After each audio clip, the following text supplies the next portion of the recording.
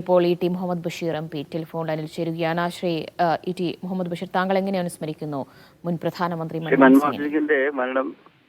വളരെ വളരെ ഖേദകരമായ സംഗതിയാണ്. കാരണം അവിടെ സംസാരിച്ചപ്പോൾ ആളുകൾ പറഞ്ഞതുപോലെ അദ്ദേഹം ഇവിടെ തുടങ്ങി വെച്ച നയങ്ങൾ, ഉദാഹരണമായിട്ട് പറഞ്ഞ ഏറ്റവും പ്രധാനമായ സംഗതി എന്ന് പറയുന്നത് 1999 ഇന്ത്യയിൽ ആരംഭിച്ച സാമ്പത്തിക നയങ്ങളിലെ പരിഷ്കാരങ്ങൾ ഇന്ത്യക്ക് നൽകിയത് വലിയൊരു വെളിച്ചമാണ്.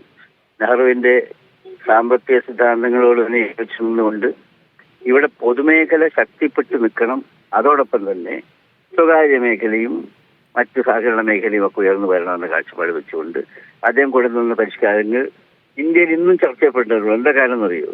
ഇന്ത്യയിൽ ഇന്ന് പൊതുമേഖലയെ പറ്റ നശിപ്പിച്ച് സ്വകാര്യ മേഖലയ്ക്ക് രാജ്യത്തെ തീരെഴുതി കൊടുക്കുന്ന വിധത്തിലേക്കുള്ള ഒരു സമീപന രീതി വ്യാപകമായിട്ട് പോവുകയാണ്. പൊതുമേഖലാ സ്ഥാപനങ്ങൾ ഇല്ലാതാവുകയാണ്. എന്നാൽ ശ്രീ മൻമോഹൻ സിംഗിന്റെ സാമ്പത്തിക നയങ്ങളിലെ ഏറ്റവും പ്രധാനപ്പെട്ട കാഴ്ചപ്പാട് നെഹ്റുവിന്റെ അത് തന്നെയായിരുന്നു. നെഹ്റു ഈ പൊതുമേഖലാ സ്ഥാപനങ്ങൾക്ക് വിളിച്ചത് ടെമ്പിൾസ് ഓഫ് ദി നാഷൻ എന്നാണ്. അതിന്റെ അതേമാതിരി തന്നെ ഒരു സാമ്പത്തിക നയം കൊണ്ടുവന്നുകൊണ്ട് ഇന്ത്യയിൽ ഉദാരവൽക്കരണത്തിന് വഴി ഒരുക്കുകയും അതോടൊപ്പം തന്നെ നമ്മുടെ സ്വന്തം നാടിന്റെ വ്യവസായങ്ങൾ ശക്തിപ്പെടുത്തുകയും ചെയ്യുന്ന സമീപന രീതിയാണ് അദ്ദേഹം എടുത്തത്. മറ്റൊരു കാര്യം കൂടി പറയട്ടെ, ഇവിടുത്തെ ദാരിദ്ര്യ നിർമ്മാർജ്ജന പരിപാടിയിൽ ലോകത്ത് തന്നെ ഏറ്റവും ശ്രദ്ധേയമായ സംഗതിയായിരുന്നു നമ്മുടെ തൊഴിലുറപ്പ് പദ്ധതി. അതുപോലെ തന്നെ അഴിമതി തടയുന്ന കാര്യത്തിൽ ഏറ്റവും വലിയ നിയമനിർമ്മാണമായിരുന്നു നമുക്കറിയാവുന്ന വിവരാവകാശ നിയമം. ഈ രണ്ടും യഥാർത്ഥത്തിൽ ഏത് കാലഘട്ടത്തിലും സ്മരിക്കപ്പെടുന്ന കാര്യമാണ്.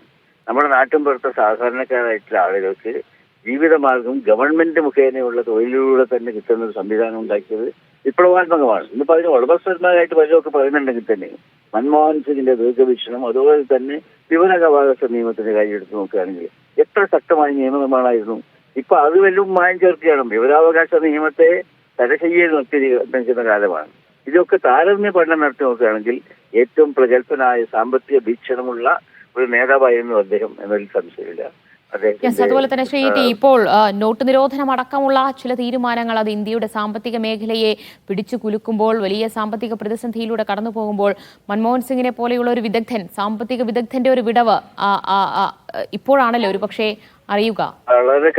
വളരെ കറക്റ്റാണ് നിങ്ങൾ പറഞ്ഞുകൊണ്ടിരിക്കുന്നത്. കാരണം അത് അദ്ദേഹം ഉപയോഗിച്ച വാക്കുകളുണ്ടായിരുന്നു, പെട്ടെന്ന് എനിക്ക് ഓർമ്മ വരുന്നില്ല.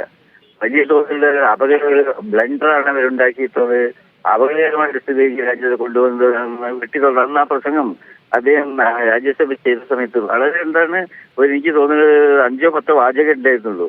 ഇന്ത്യയിൽ ഈ ഗവൺമെന്റ് കൊണ്ടുവരുന്ന വളരെ തെറ്റായ സാമ്പത്തിക നയങ്ങൾ, നോട്ട് നിരോധനം അടക്കമുള്ള കാര്യങ്ങളെക്കുറിച്ച് അദ്ദേഹം ചുരുങ്ങിയ വാക്കുകളിൽ ഇന്ത്യൻ യാഥാർത്ഥ്യത്തെ വരച്ചു കാണിക്കുകയുണ്ടായി.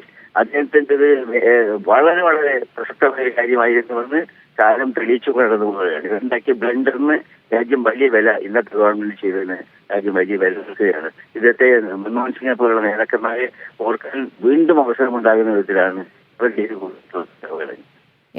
ഒരേ ഒരു കാര്യം കൂടി, ഒരു പാർലമെന്ററിയൻ എന്ന നിലയിൽ താങ്കൾക്ക് അദ്ദേഹവുമായുള്ള ഒരു അടുപ്പം എത്രത്തോളമായിരുന്നു? വ്യക്തിപരമായി ഓരോരുത്തരുമായും വ്യക്തിബന്ധം സൂക്ഷിക്കുന്ന ഒരാൾ കൂടിയായിരുന്നില്ലേ മൻമോഹൻ സിംഗ്?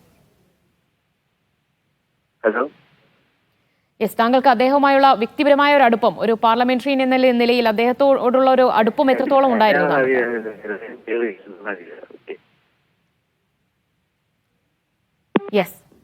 നന്ദി ഇ ടി മുഹമ്മദ് ബഷീർ പ്രതികരിച്ചതിന്. മൻമോഹൻ സിംഗ് വിടവാങ്ങിയിരിക്കുകയാണ്, അന്തരിച്ചു എന്ന വാർത്തയാണ് വരുന്നത്. ഡൽഹി എയിംസിൽ വെച്ചാണ് അദ്ദേഹത്തിന്റെ അന്ത്യമുണ്ടായിരിക്കുന്നത്. ഇന്ന് അദ്ദേഹത്തിന്റെ ആരോഗ്യനില വഷളായതിനെ തുടർന്ന് ഡൽഹി എയിംസിൽ പ്രവേശിപ്പിക്കുകയായിരുന്നു. ആരോഗ്യനില അത്യധികം മോശമായി എന്നായിരുന്നു ഏറ്റവും ഒടുവിലൊക്കെ വാർത്ത വന്നത്. ഇപ്പോഴിതാ ഔദ്യോഗികമായ സ്ഥിരീകരണം വരികയാണ്. ഇപ്പോൾ